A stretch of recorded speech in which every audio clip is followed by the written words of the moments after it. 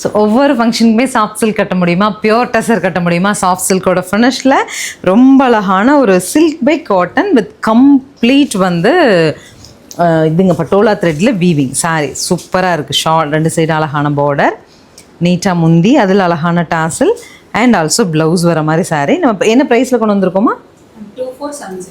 2470 அப்படிங்கிற ஒரு ஸ்பெஷல் பட்ஜெட்டில் ஜக்கார்ட் ப்ளவுஸோடு கொண்டு வந்திருக்கோம்.